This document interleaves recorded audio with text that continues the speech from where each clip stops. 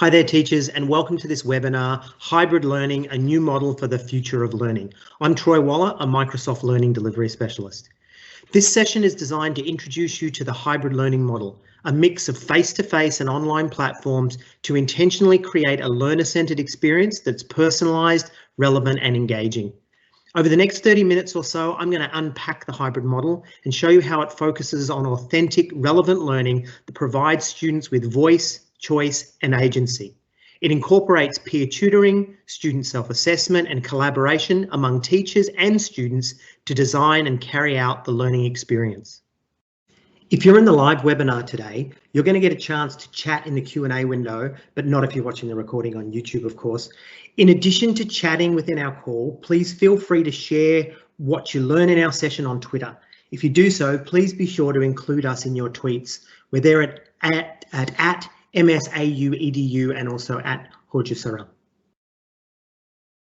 In our session today, we're going to discuss the future of education, that is hybrid learning. I'm going to start with an overview of the variety of remote and hybrid learning models. I'm then going to discuss the 5 elements of hybrid learning, and finally, we'll explore each element and the best practices of each. Let's get started with a quick check-in on what you currently think of when you hear the phrase hybrid learning. Based on your current thoughts about it, how would you describe hybrid learning to a parent? If you described it in 1 or 2 sentences, what would you say?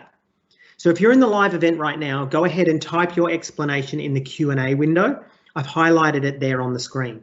We're going to give you a few minutes to post and read what others say as well. And if you're watching the recording right now, pause the video and think about how you might answer this question.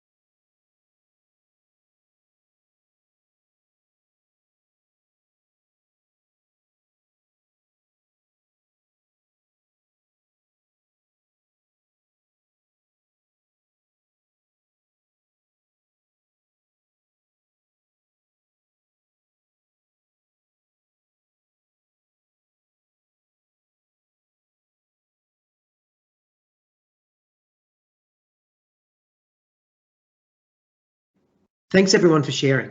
It's great to read your explanations and learn what your current view is of hybrid learning.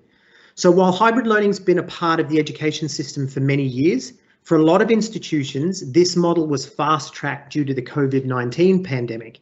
And as schools examined the best ways to reconvene on campus, many educational models arose, including partial opening. So this is where schools allowed only specific students to return to campus. So groups eligible for return to campus included children of essential service employees, students with special needs, and students who didn't necessarily have access to connected devices at home. Then we had the synchronous and separated. So this is where educational institutions conducted face-to-face and online instruction at the same time. So some students are in person while others are joining the same class remotely. And then the last one was what's called rotational. So that's where schools rotated the students in an on and off campus model throughout the week. Students attended classes on campus on specific days while their peers worked remotely, asynchronously on the same days, and then on other days attendance flipped and students replaced one another. So a hybrid learning environment is a mix of all these models. A hybrid approach to learning builds on the success of these models to intentionally create a learner-centered experience that's profoundly personalised, relevant, and engaging. In other words, hybrid learning is not a quick fix for educational institutions. Instead, it's a student-centered approach that combines the best of in-school and remote learning with digital engagements to enhance and accelerate learning to meet diverse learners' needs. So in short, it's an integrated online instruction with face-to-face class activities in a planned, pedagogically valuable manner. Educational systems moving to a hybrid learning environment will need to focus on specific elements to ensure their students and instructors have what they need to be successful. The 5 elements of hybrid learning are: number 1, the learning environment. So optimizing both the physical and virtual learning space for your students. Number 2 is class community, fostering relationships with students to encourage connection and camaraderie. Number 3 is lesson design, evaluating core concepts in the curriculum, determining what's most essential and designing instructional methods, materials and assessments that can be personalised to meet each individual student's needs. Number 4 is engagement and interactivity. So that's creating synchronous and asynchronous experiences that utilise a variety of strategies to ensure students are engaged and are active participants. And then lastly, number 5 is assessment and feedback. Designing formative and summative assessments that continually evaluate understanding and provide feedback to promote student growth. Okay, so let's check. Now that you've heard the 5 elements of hybrid learning, I'd love to hear your thoughts on which element you are most excited about developing for your hybrid learning environment. So, in the chat window, I want you to enter the number that corresponds to the element that you are most interested in exploring, and then I want you to share why. So we're going to give you a few minutes to post and read what others say, and if you're watching the recording right now, pause the video and think about how you might answer.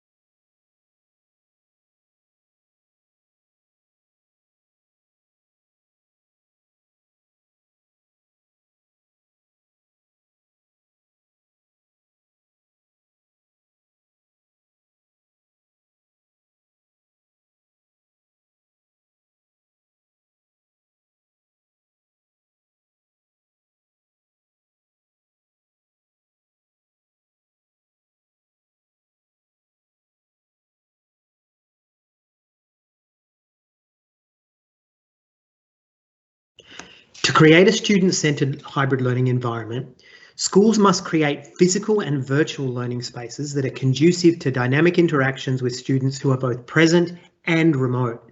So educators are comfortable in their physical learning environment. We know that. We've worked to optimise our space, foster communication and collaboration, and promote an efficient workflow. When shifting to hybrid learning, you must decide how you will create a similar workflow and learning space in a virtual realm. So in a hybrid learning model, educators can present their course bi-modally in order to accommodate students where they are in the classroom together or where they are working from home or even somewhere else. Additionally, educators must establish policies and procedures for their virtual environment. So how will students ask questions and how will they get the teacher's attention? How will the teacher gauge participation? During collaborative workflow, how will educators break students into groups and get students' attentions? Instructors must determine how they can modify their current in-person learning procedures to work in a virtual space. So Microsoft Teams can be the digital hub for your hybrid learning environment. Core in-person experiences can be translated online with some of these Teams features. Let's have a look at them. Microsoft Teams can be the digital hub for your hybrid learning environments. Posts, files, class notebooks, assignments and grades can all be incorporated to create a workflow that's similar to the one in your classroom. Teachers can create a structure for their virtual learning space with channels. Channels can be organised by week, topic or assignment. You can see them there on the screen. Educators can create private channels for students to collaborate on projects. And additionally, instructors can create virtual learning centres with channels and direct learners to specific channels for meetings, questions or socialising. Instructors can share read-only content and resources in the class materials folder in the Files tab. Students and instructors can collaborate on Word, PowerPoint and Excel files shared in the Files tab, and they can offer comments with the file, and each file has a chat feature to allow for conversations about that individual file. So let's take the next 4 minutes and think about other ways that you can create a bi-modal learning environment for your students. I want you to consider the questions on the slide as you reflect on your virtual learning environment. So if you're watching the recording right now, pause the video and think about how you might answer.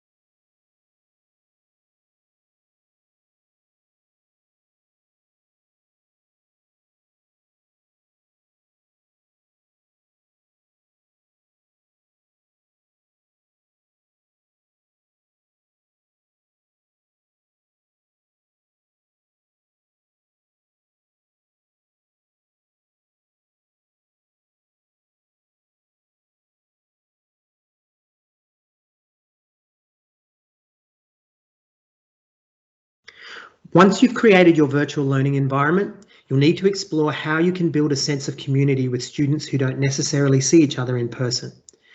You want to find creative ways to connect with one another online and help students see you and others authentically so they feel connected and safe to share their thoughts and needs. So building a sense of community among students is crucial for every classroom or course section. In a hybrid model, educators can create community through a variety of experiences. Students need to feel connected to one another and to their teacher. Teachers must find a way to bridge the physical distance that separates participants by creating a class community. Teachers need to be thoughtful regarding how they foster relationships with students to encourage connections and camaraderie. Educators must consider how they will create a welcoming virtual learning space for students and how they will establish their teacher presence within that space. Students need to see their instructors as real people.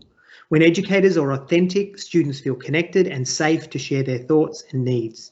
Students connect best with the teachers who are not afraid to show their own personalities.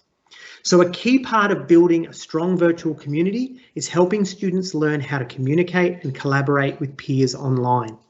According to the Resilience and Transformation for the Future of Learning research, students must be comfortable with online communication and collaboration to be successful. Students and instructors can interact with one another through the Post tab in Teams that you can see there. Educators can pose discussion questions for students to participate in throughout the week, and students can ask questions about content or assignments. Classmates can socialise and share ideas. You can also use charts to check in on students' social and emotional needs with the Reflect extension inside Teams. And we also have the School Day app, which is available inside Teams too.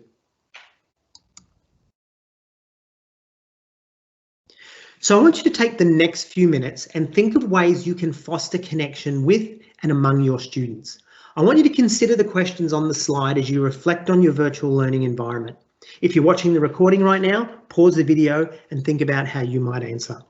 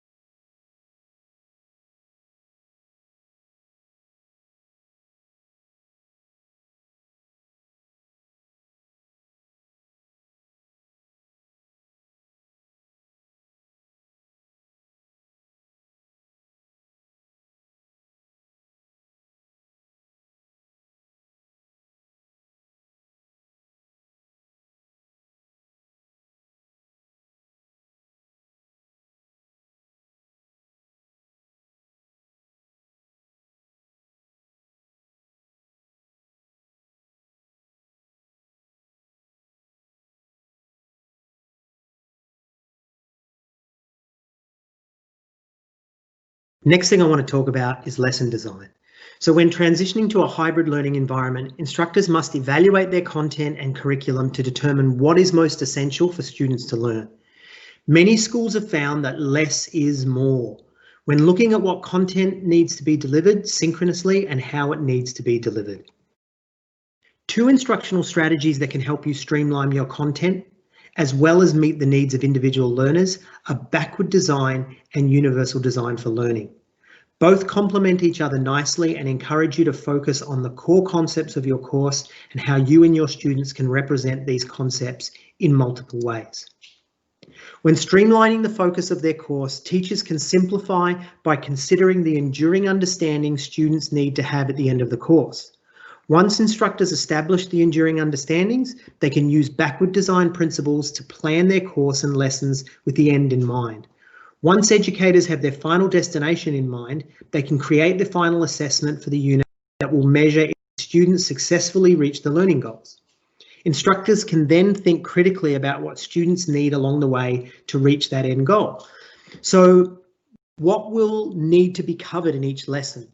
What readings and videos need to be shared? What practice activities, assignments, discussions will need to be completed?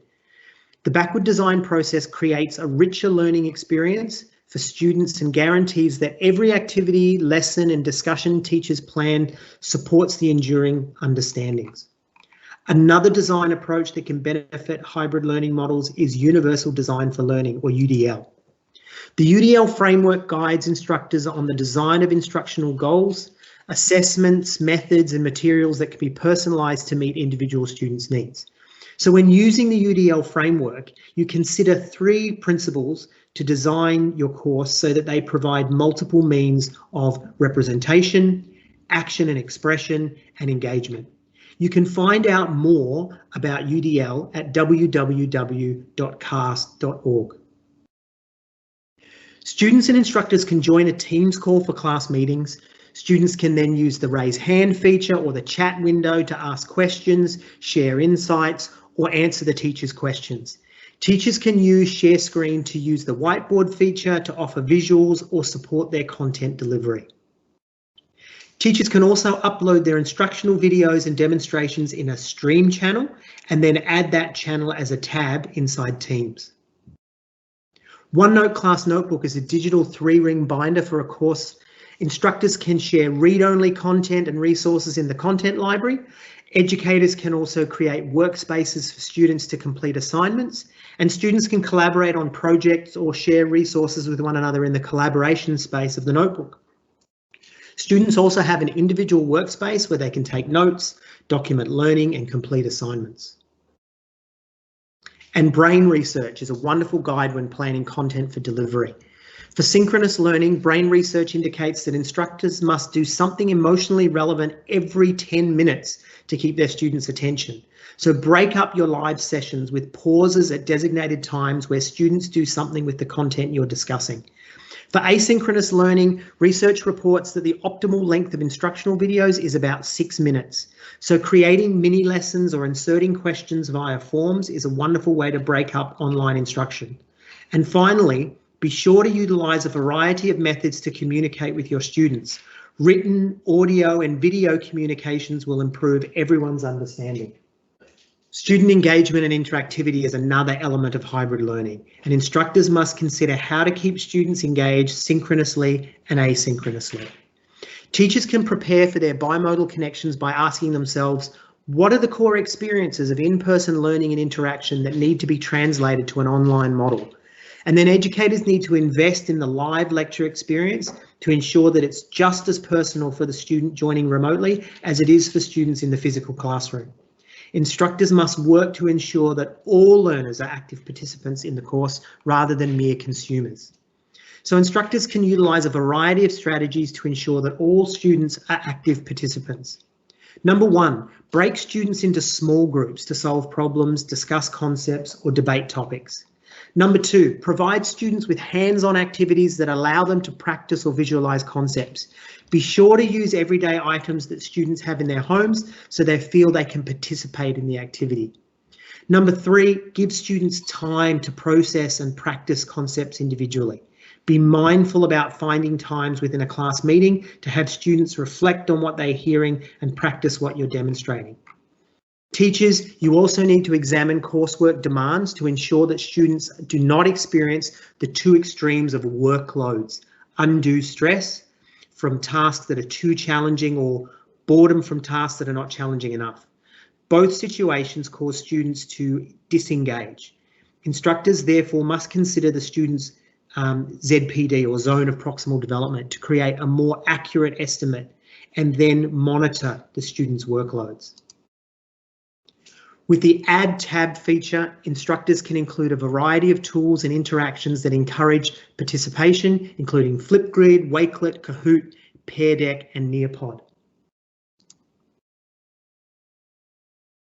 And in the Post tab, instructors can use the Forms bot or Polly feature to create quick polls that keep students engaged. Teachers can insert messages within a Forms practice quiz to provide feedback as the student completes the quiz. And if the student answers incorrectly, the feedback feature in Forms can direct the student to a specific page or video that helps them find the answer to the question. If the student answers correctly, the feedback can send the student to a resource with additional information to challenge them further. Creating notes within the quiz allows instructors to be virtual tutors for their students as they practice concepts. You can also organise small group discussions and collaborations with Teams breakout rooms.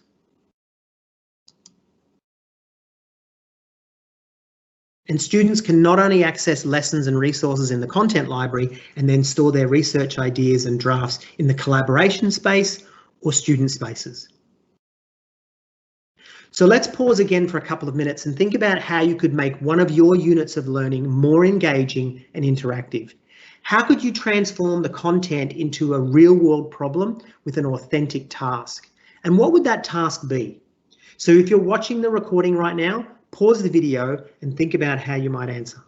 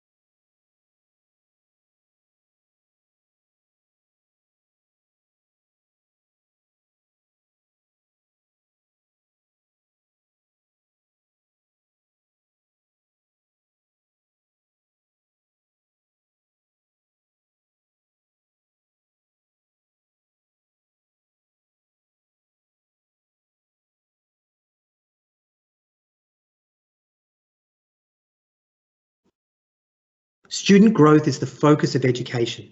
Evaluating student growth is conducted with formative and summative assessments. Formative assessments occur throughout the unit and evaluate student progress. They don't have to be graded, and students rely on feedback from these assignments to learn how they can improve and grow in the content. Summative assessments occur at the end of the unit. They are graded and usually final. The goal of formative assessment is to gauge student progress throughout a unit of study. Formative assessments help students and instructors understand which concepts in which students need more practice to reach mastery. Because it's an additional workload for the instructor to monitor understanding during a unit of learning, formative assessment doesn't have to be graded for accuracy. When students understand that these assessments are not graded for accuracy, they are more free to try and to fail until they reach a true understanding of the material. With formative assessment, students rely on feedback so they learn how to improve. Formative assessments encourage growth mindset and develop skills that students will be able to use throughout school and into the workforce. Some examples of formative assessments might be completing practice problems in OneNote, or completing a poll or a practice quiz or an entry and exit ticket in Forms. Summarising understanding of a video lesson or a live lesson in OneNote, or completing a graphic organiser using the Whiteboard app.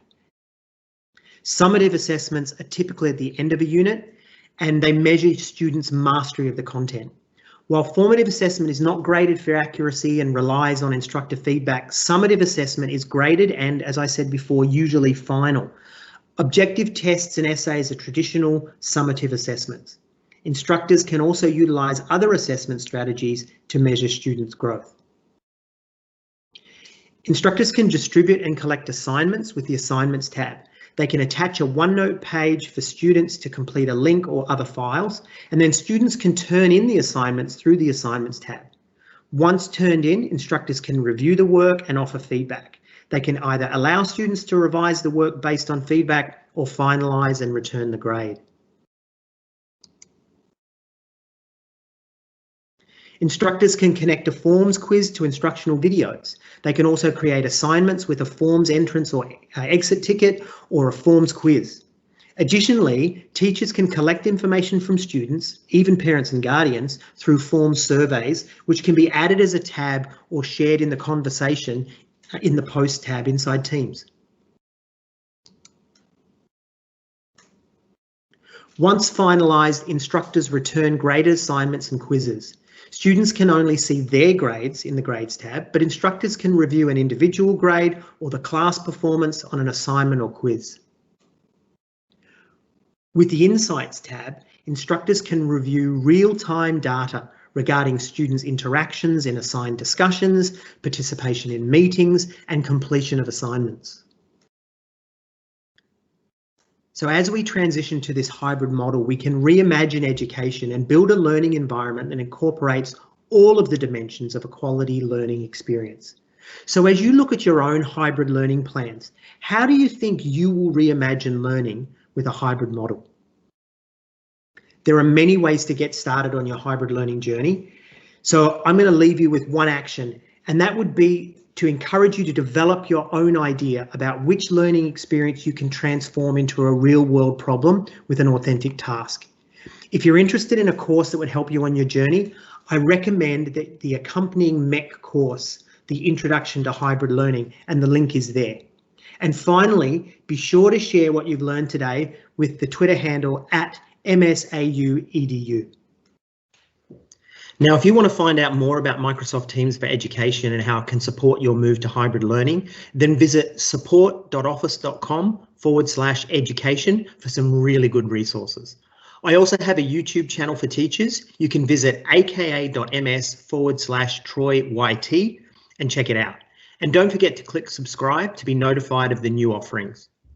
That's me on Twitter, LinkedIn and Facebook, and you'll know it's me because it's that little avatar which is there in the bottom right hand.